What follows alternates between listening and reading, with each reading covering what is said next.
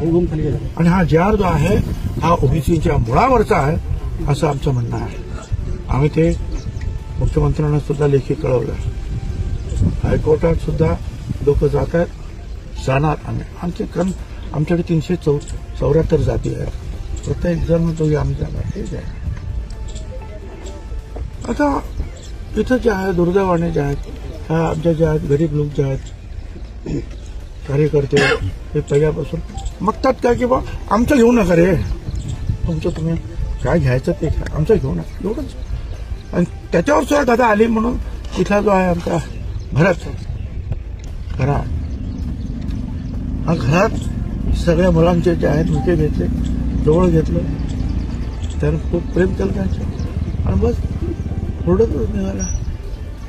गावचे लोक समजा 3-4 दिवस तोच म्हणत होते की संपलं आपलं, आता काय पुढं राहिलं नाही आपल्याला. आणि त्याचं आणि सगळ्यांच्या समोर त्यांनी उडी घेतली. लोकांनी वाचवण्याचा प्रयत्न पण केला, पण तो नाही वाचला.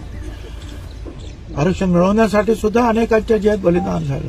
आता वाचवण्यासाठी बलिदान करण्याची पाळी आली आहे.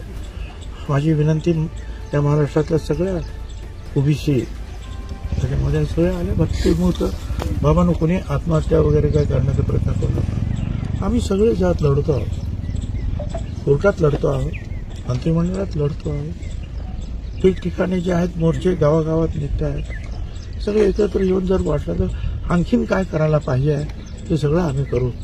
आणि माझी खात्री आहे की हे आपल्या ओबीसी समाजाला निश्चितपणे आम्ही न्याय मिळवून देऊ अशी माझी 100% खात्री आहे. पण तुम्ही धीर सोडू नका, तुम्ही मजबूतीने उभं आहे. हे सगळं सांगण्यासाठी मी इथे आलो होतो आणि भारतच्या जे आहेत कुटुंबियांचं जे आहे सांत्वन करतो. सर, सरकार तुमचं आहे, मुख्यमंत्री तुमचे आहेत, एवढ्या